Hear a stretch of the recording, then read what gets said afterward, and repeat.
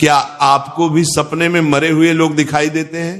किसी को अपने मरे हुए पिताश्री सपने में दर्शन देते हैं तो किसी को अपनी मृत माता के दर्शन होते हैं।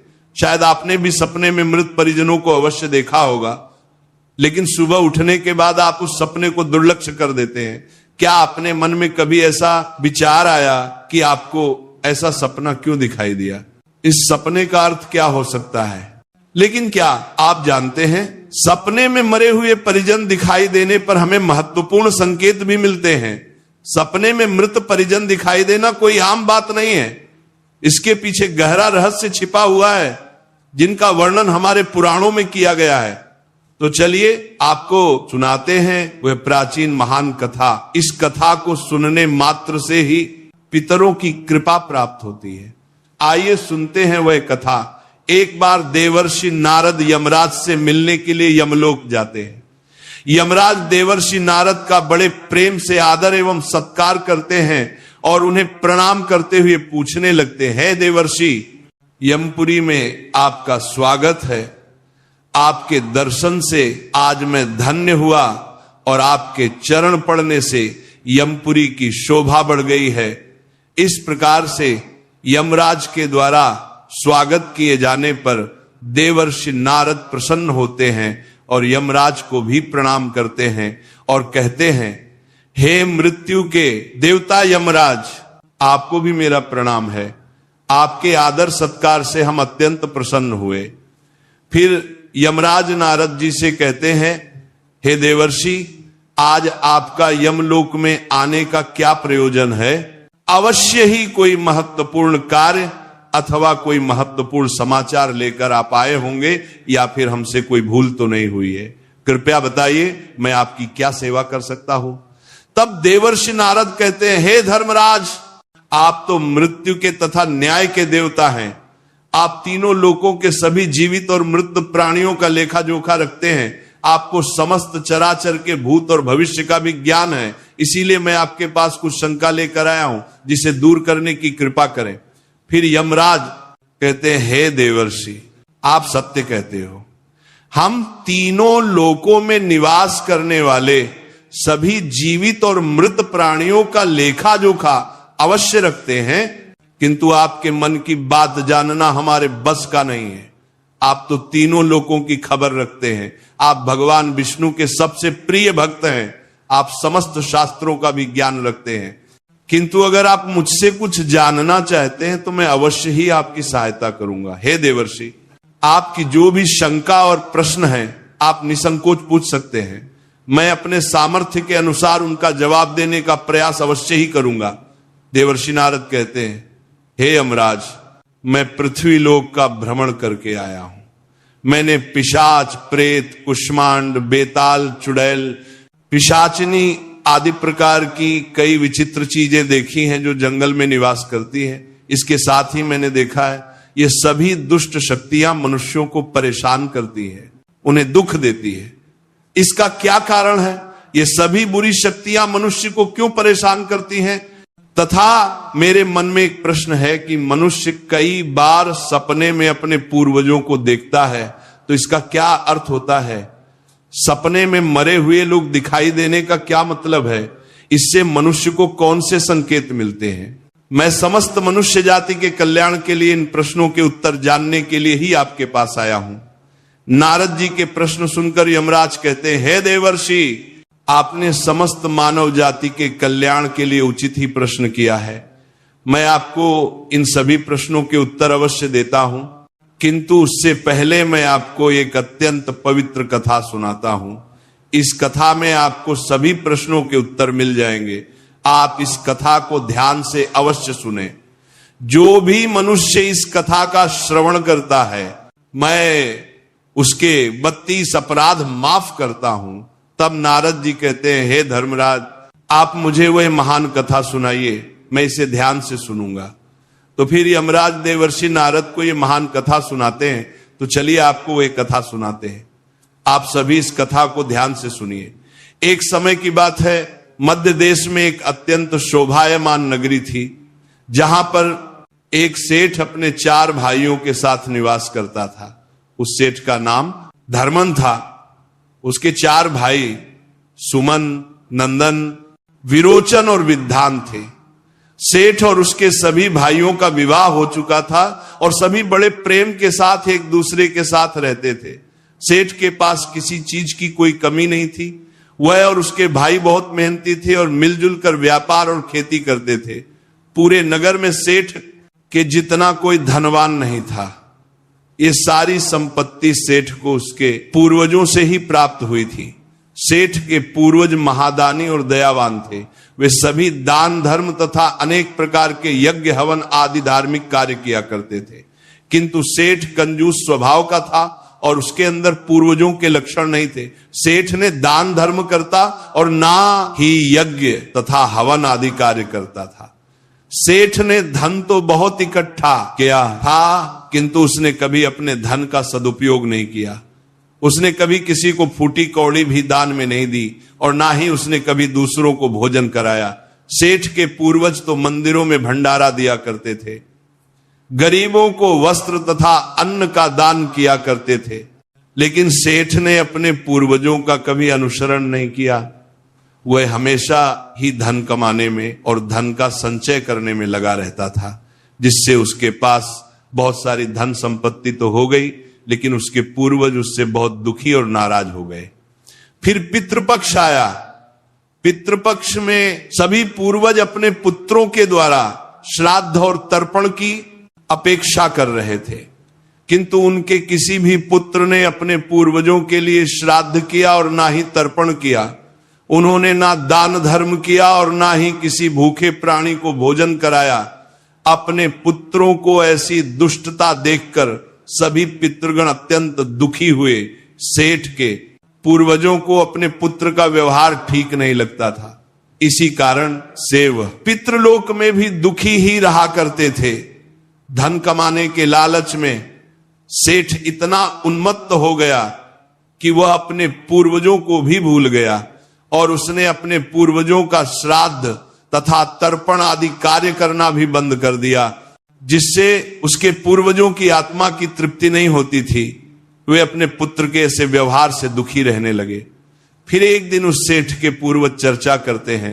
वे एक दूसरे से कहने लगते हैं, हमारा बड़ा ही दुर्भाग्य है जो हमारे कुल में इतने स्वार्थी और लालची पुत्रों का जन्म हुआ है। हमारे पुत्र हमारे लिए श्राद्ध करते हैं और ना ही दान धर्म करते हैं। हमारे पुत्रों के कुकर्मों के कारण हमारा पतन हो रहा है। इस प्रकार से विचार करके वे सभी पितृ अपने पुत्रों से मिलने के लिए जाने के विषय में सोचने लगते हैं और कहते हैं हमें यमराज के पास जाना चाहिए।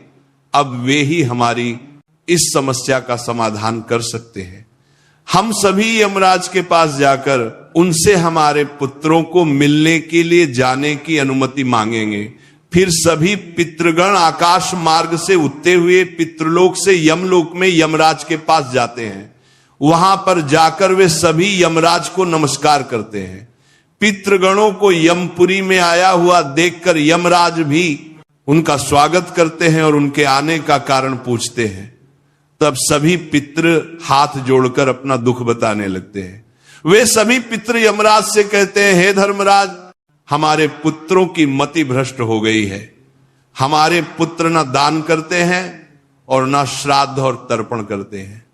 उनके अशुभ आचरण से हमारा पतन हो रहा है। वे कभी दान धर्म नहीं करते हैं, जिस कारण से हमारी संतुष्टि नहीं हो रही है। कृपया आप हमें हमारे पुत्रों से मिलने के लिए एक बार जान दें। हम हमारे पुत्रों को समझाकर लौट आएंगे, उन्हें शास्त्रों का ज्ञान देकर फिर से यमलोक लौट आएंगे। तब यमराज ने उन्हें आज्ञा देते हुए कहा, हे महात्माओं, तुम अपने पुत्र को मिलने के लिए तो नहीं जा सकते, किंतु तुम अपने पुत्र को स्वप्न के माध्यम से संकेत अवश्य दे सकते हो। इसीलिए आप सभी अपने पुत्रों को उनके सपने में जाकर संकेत देकर उन्हें अपना दुख समझा सकते हैं। फिर वे सभी पितृ इस बात पर सहमत हो जाते हैं और एक एक करके अपने सभी पुत्रों के सपनों में जाकर उन्हें दर्शन देते हैं। सबसे पहले वे अपने बड़े पुत्र के अर्थात उस सेठ धर्मन के सपने में उसे दर्शन देते हैं और उसे संकेत देते हैं, किंतु उनका बड़ा पुत्र उनके संकेतों को समझ नहीं पाता है। दूसरे दिन जागने पर वह उस सपने को भूल जाता है और अपने पितरों के द्वारा दिए गए संकेतों को भी नजरअंदाज कर देता है। इससे वे सभी पितृगण फिर से निराश हो जाते हैं और फिर सभी पितृगण अन्य पुत्रों के सपनों में जाकर भी उन्हें दर्शन देने लगते हैं तथा उन्हें अनेक प्रकार के संकेत भी देते हैं, लेकिन उनके बाकी पुत्र भी उन संकेतों को दुर्लक्ष्य कर देते हैं। कोई भी अपने पूर्वजों के द्वारा बताए हुए संकेतों को समझ नहीं पाता है, जिससे सभी पितृगण अत्यंत दुखी और नाराज हो जाते हैं। सेठ और उसके भाई धन कमाने के लालच में पूरी तरह अंधे हो चुके थे। उन्हें पूर्वजों के प्राप्त द्वारा दिव्य संकेतों का महत्व कुछ भी नहीं लगता था, किंतु पितरों के स्वप्न में दर्शन देने के कुछ ही दिनों के बाद उस सेठ को व्यापार में नुकसान उठाना पड़ता है। उसे व्यापार में बहुत ज्यादा घाटा होने लगता है, जिससे उसकी सारी धन संपत्ति नष्ट हो जाती है। सभी भाइयों में वाद विवाद और लड़ाई झगड़े होने लगते हैं। पूर्वजों द्वारा जमा की हुई सारी जमीन जायदाद को वे बेच डालते हैं और पूरी तरह से बर्बाद हो जाते हैं। सभी भाई एक दूसरे से अलग हो जाते हैं और अपना अपना पेट पालने में लग जाते हैं। उधर स्वर्ग लोक में पितरों को अपने पुत्रों की ऐसी दुर्गति देखकर बहुत पीड़ा होने लगती है। सभी पितृगण अत्यंत दुखी और उदास हो जाते हैं। फिर से वे सभी यमराज के पास जाते हैं और कहने लगते हैं, हे धर्मराज, हमसे हमारे पितरों की ऐसी दुर्गति नहीं देखी जाती है। हमारे द्वारा किए गए सभी पुण्य कर्मों को हमारे पुत्रों ने नष्ट कर डाला है। कृपया आप कुछ ऐसा उपाय करें जिससे हमारे पुत्रों को उनकी भूल का पता चल जाए। फिर यमराज उन पितरों से कहते हैं, हे महात्माओं, तुम्हारी इस व्यथा को मैं समझता हूं। मैं तुम्हारी अवश्य ही सहायता करूंगा। मैं स्वयं तुम्हारे पुत्रों के पास जाकर उन्हें उनकी भूल के बारे में बताता हूं। फिर यमराज अपने भैंसे पर सवार होकर पृथ्वी लोक पर आते हैं और उस सेठ के घर की तरफ जाने लगते हैं। हाय, जब यमराज सेठ के घर के समीप पहुंच जाते हैं, तभी वे एक साधु का रूप धारण कर लेते हैं। सबसे पहले वो उस सेठ के घर पर जाते हैं तो वो सेठ अत्यंत बीमार पड़ा हुआ होता है। द्वार पर जाकर यमराज खाने लगते हैं, भिक्षाम देही भिक्षाम देही, क्या घर में कोई है ही मैं तुम्हारे द्वार पर? एक साधु आया है जो बड़े दूर से यात्रा करके आया है, कोई हो तो भिक्षा दो, भिक्षाम देही। द्वार पर आए साधु को देखकर उस सेठ की पत्नी सुनंदा उनका स्वागत करती है और कहते हैं, पधारी। हे साधु महाराज, आपका स्वागत है, कहिए मैं आपकी किस प्रकार से सहायता कर सकती हूं? वे साधु रूपी यमराज कहते हैं, हे देवी, मैं भूखा हूं और यात्रा पर निकला हूं। यदि दान में कुछ भोजन मिल जाए तो बड़ी कृपा होगी। फिर सेठ की पत्नी कहती है, ठीक है साधु महाराज, आप रुकिए, मैं अभी आपके लिए कुछ भोजन लेकर आती हूं। सेठ की पत्नी के चेहरे पर दुख के हाव भाव देखकर वह साधु रूपी यमराज कहने लगते हैं, हे पुत्री, तुम्हारे मुखमंडल पर दुख दिखाई पड़ रहा है। अगर कोई गोपनीय बात ना हो तो मुझे बताओ तुम्हारे दुख का क्या कारण है? वह स्त्री कहती है, हे साधु महाराज, आप सत्य कह रहे हैं। पहले हम बहुत धनवान और समृद्ध थे। मेरे पति और उनके भाई सभी साथ साथ रहते थे, किंतु अचानक ही सभी भाइयों में झगड़ा हो गया। अचानक से हमारा सारा व्यापार दब गया और हम सभी दरिद्र हो गए हैं। ये किस दोष के कारण हुआ है? कृपया आप हमें बताइए। तब साधु कहता है, हे पुत्री, तुम्हारे घर में पितृ दोष है, इस कारण से तुम्हारे पति की यह दशा हुई है। तुम्हारे पति के कर्मों के कारण उसके पूर्वज रुष्ट हुए हैं। साधु की बात सुनकर वह सेठ वहां पर आता है और साधु से पूछने लगता है, हे साधु महाराज, कृपया मुझे बताइए, मैंने ऐसा कौन सा पाप किया है जो मेरा सब कुछ बर्बाद हो गया? मेरे भाई भी मुझे छोड़कर चले गए और मैं बीमार पड़ गया।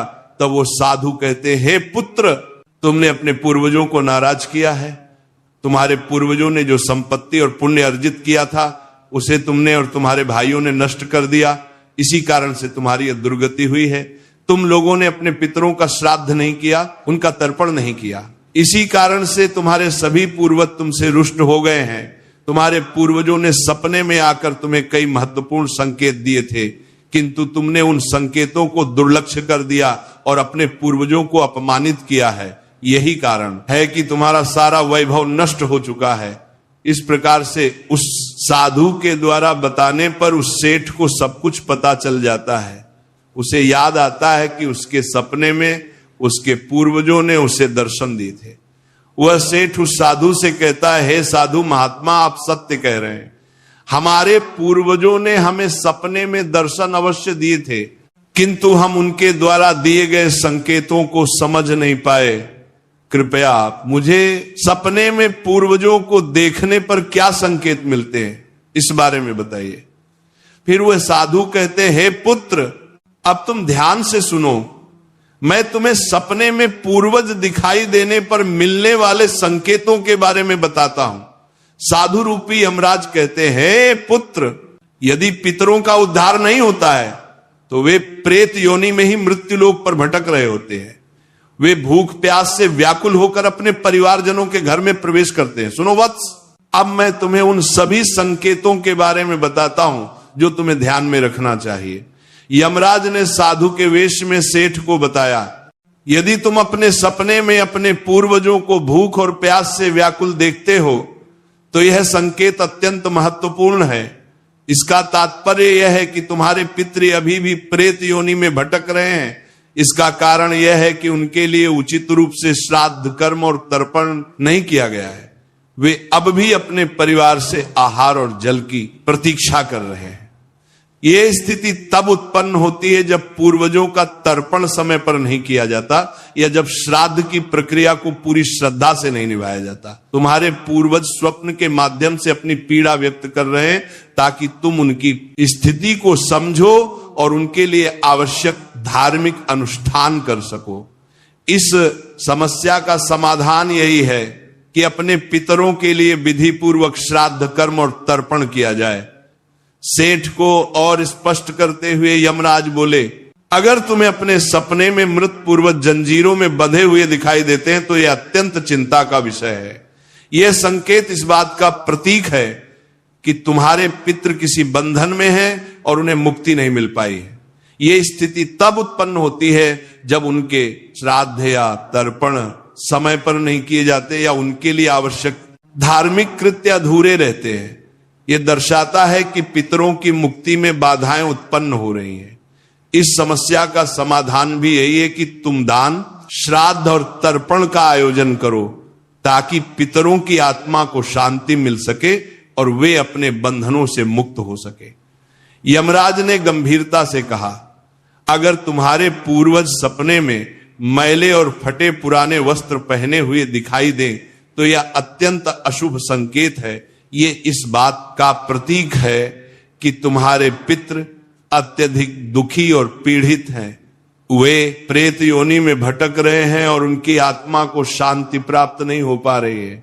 ये तब होता है जब उनके लिए श्राद्ध कर्म, तर्पण और पिंडदान नहीं किया जाता। इसलिए जब भी इस प्रकार का सपना आए, अपने पूर्वजों की आत्मा की शांति के लिए तुरंत पिंडदान और तर्पण करना अनिवार्य होता है। सेठ से बात करते हुए यमराज ने समझाया, अगर तुम्हारे पूर्वज सपने में तुमसे कुछ मांगते हुए दिखाई दें तो यह इस बात का संकेत है कि उनकी कोई अधूरी इच्छा बाकी रह गई है। उनके जीवन काल की कोई अभिलाषा अधूरी रह गई थी जो उन्हें मुक्ति प्राप्त करने में बाधा डाल रही है। ऐसे सपनों में यह देखना महत्वपूर्ण है कि वे किस प्रकार की वस्तु की मांग कर रहे हैं। तुम्हें उसे वस्तु या उसकी समरूप चीज का दान करना चाहिए ताकि उनके अधूरे कार्य पूर्ण हो सके और उनकी आत्मा को शांति प्राप्त हो सके। जब उनकी इच्छाएं पूरी हो जाती हैं तो वे प्रेत योनि से मुक्ति पा लेते हैं। यमराज ने सेठ की ओर देखते हुए कहा, यदि सपने में तुम्हारे पूर्वज तुम्हारे सर पर हाथ फेरते हुए दिखाई दें तो यह अत्यंत शुभ संकेत होता है। इसका अर्थ यह है कि तुम्हारे पूर्वज तुमसे अत्यधिक प्रसन्न हैं और तुम्हें अपना आशीर्वाद दे रहे हैं। ऐसे सपने इस बात का प्रतीक होते हैं कि तुम्हारे जीवन में कुछ अच्छा होने वाला है और तुम्हारे पूर्वज सदैव तुम्हारे साथ रहकर तुम्हारी रक्षा कर रहे हैं। ये संकेत तुम्हारे पितरों की प्रसन्नता का प्रतीक है, जो उनके आशीर्वाद के रूप में प्रकट हो रहा है। यमराज ने समझाया, अगर तुम्हारे पूर्वज सपने में तुम्हारी ओर हाथ बढ़ाते हुए दिखाई दे तो यह अत्यंत शुभ संकेत है। इसका अर्थ यह है कि तुम्हारे पितृ प्रयासों से संतुष्ट हैं और तुम्हें जीवन में सफलता मिलेगी। ऐसे सपने देखना यह दर्शाता है कि तुम्हारे पितृ तुम्हारे साथ हैं और वे तुम्हारी उन्नति और सफलता के लिए आशीर्वाद दे रहे हैं। इस प्रकार के सपने आने पर तुम्हें यह सुनिश्चित करना चाहिए कि तुम सही मार्ग पर चल रहे हो। यमराज ने चिंतित स्वर में कहा, यदि सपने में तुम्हारे पूर्वज अचानक अदृश्य हो जाते हैं तो यह एक अशुभ संकेत होता है। इसका अर्थ है कि तुम्हारे जीवन में कोई संकट आने वाला है और तुम्हें सावधान हो जाना चाहिए। यह सपना इस बात का सूचक है कि निकट भविष्य में कोई बड़ी कठिनाई तुम्हारे सामने आ सकती है। ऐसे सपनों से यह सीख मिलती है कि हमें मानसिक और आध्यात्मिक रूप से किसी भी आने वाले कष्ट के लिए तैयार रहना चाहिए। सेठ को और अधिक गंभीर होते हुए यमराज बोले, अगर सपना में तुम्हारे पूर्वज क्रोधित अवस्था में दिखाई दें तो ये इस बात का संकेत है कि वे तुमसे नाराज हैं। इसका अर्थ यह है कि तुम कोई ऐसा कार्य कर रहे हो जो उन्हें पसंद नहीं है और वे चाहते हैं कि तुम उस कार्य को बंद कर दो। ये एक चेतावनी है कि तुम्हारे कर्मों में कोई कमी है और तुम्हें अपने मार्ग पर विचार करना चाहिए। इस प्रकार का सपना आने पर तुम्हें अपने कार्यों की समीक्षा करनी चाहिए और सही मार्ग पर चलने का प्रयास करना चाहिए। यमराज ने दुख भरे स्वर में कहा, अगर तुम अपने सपने में अपने पूर्वजों को रोते हुए देखो तो ये अत्यंत अशुभ संकेत है। ये इस बात का प्रतीक है कि तुम्हारे जीवन में कोई बड़ा संकट आने वाला है और तुम्हारे पूर्वज उस संकट से बहुत दुखी हैं। ये सपना इस बात की चेतावनी देते हैं कि तुम्हें सतर्क हो जाना चाहिए और ईश्वर की भक्ति में मन लगाना चाहिए ताकि संकट से तुम्हारी रक्षा हो सके। यमराज मुस्कुराते हुए बोले, यदि सपने में तुम्हारे पूर्वज स्वस्थ, प्रसन्न और तेजस्वी दिखाई दें तो यह अत्यंत शुभ संकेत है। इसका अर्थ है कि तुम्हारे पितरों को मुक्ति मिल चुकी है और वह तुमसे प्रसन्न है। ऐसे सपने इस बात का संकेत होते हैं कि तुम्हारे पितृ तुम्हें आशीर्वाद दे रहे हैं और तुम्हारे जीवन में सुख, शांति और समृद्धि आने वाली है। यह संकेत यह दर्शाता है कि तुम सही मार्ग पर हो और तुम्हारे पूर्वज तुम्हारी प्रगति से संतुष्ट हैं। यमराज ने चेतावनी भरे स्वर में कहा, अगर पितृ पक्ष के दौरान तुम्हें सपने में घोड़ा, हाथी, बैल या कोई विपरीत मनुष्य दिखाई दे तो ये इस बात का संकेत है कि तुम्हारे पितरों की मुक्ति नहीं हुई है और वे अभी प्रेत योनि में भटक रहे हैं। ये इस बात का भी संकेत है कि वे तुमसे अत्यंत दुखी हैं। ऐसे संकेत मिलने पर तुम्हें तुरंत पितरों की संतुष्टि के लिए दान और श्राद्ध करना चाहिए ताकि उनकी आत्मा को शांति मिल सके। अंत में यमराज बोले, यदि तुम्हें सपने में कोई जानवर जैसे कुत्ता, बैल, गाय या अन्य पशु मनुष्य की तरह बात करते हुए दिखाई दे तो यह अत्यंत विचलित करने वाला संकेत है। इसका अर्थ यह है कि तुम्हारे पितरों की आत्मा को शांति नहीं मिल रही है। यह इस बात का संकेत है कि तुमने उनके लिए आवश्यक धार्मिक कृत्य अधूरे छोड़े हैं। इस स्थिति में तुम्हें तर्पण, पिंडदान या अन्य धार्मिक अनुष्ठान करके अपने पितरों की आत्मा की शांति के लिए प्रार्थना करनी चाहिए। तब वह साधु कहता है, पुत्र, यदि तुम्हें भी इस प्रकार के सपने दिखाई पड़े हैं तो तुम्हें अपने पूर्वजों को प्रसन्न करने के लिए दान, धर्म, तर्पण, श्राद्ध आदि कर्म करने चाहिए जिससे तुम्हारे सभी कष्ट दूर होंगे। उस साधु की बात सुनकर उस सेठ को अपनी गलती का एहसास हो जाता है और वह तुरंत ही अपने भाइयों के पास जाता है और उन्हें साधु के द्वारा बताई हुई बात बता देता है। फिर सभी भाइयों को समझ बनने में आ जाता है कि उनके पूर्वज उन्हें सपने में आकर संकेत दे रहे थे। फिर वे सभी भाई मिलकर नदी के तट पर जाते हैं और अपने पूर्वजों के लिए श्राद्ध, तर्पण, दान धर्म आदि कार्य करते हैं और अपने पितरों को संतुष्ट करते हैं। फिर एक दिन उनके पूर्वज उनके सपने में आकर उन्हें दर्शन देते हैं और उन्हें नाना प्रकार के संकेत देते हैं। वे सभी संकेत शुभ होते हैं, अपने पितरों के द्वारा शुभ संकेत प्राप्त होने पर उन सभी भाइयों का जीवन खुशियों से भर जाता है। उनके सभी रोग और दोष समाप्त होते हैं। वे फिर एकजुट होकर रहने लगते हैं और खूब तरक्की करते हैं। यमराज नारद जी से कहते हैं, हे देवर्षि, जब मनुष्य के पूर्वज संतुष्ट हो जाते हैं तब मनुष्यों को अनेक प्रकार के संकेत प्राप्त होते हैं। अब मैं तुम्हें उन शुभ संकेतों के विषय में बताता हूं। यदि सपने में मृत परिजन सिर पर हाथ फिराते हुए दिखाई देते हैं, इस सपने का अर्थ यह है कि वे बहुत अधिक प्रसन्न हैं। पूर्वज ये संकेत दे रहे हैं कि उस मनुष्य के जीवन में कुछ बहुत ही अच्छा होने वाला है। यदि पूर्वज मनुष्य की ओर हाथ बढ़ाते हुए दिखाई देते हैं तो पूर्वज यह संकेत दे रहे हैं कि मनुष्य जो भी काम कर रहे हैं उससे वे संतुष्ट हैं और उसे उस कार्य में अवश्य ही सफलता प्राप्त होगी। यदि सपने में पूर्वज स्वस्थ दिखाई देते हैं, उनके मुखमंडल पर तेज दिखाई देता है और उनके वस्त्र चमकीले और सफेद रंग के होते हैं, तो उन पितरों को मुक्ति मिल चुकी है, ऐसा समझना चाहिए। अगर सपने में पूर्वज दूर आकाश में बादलों पर बैठे हुए दिखाई देते हैं तो यह शुभ संकेत है।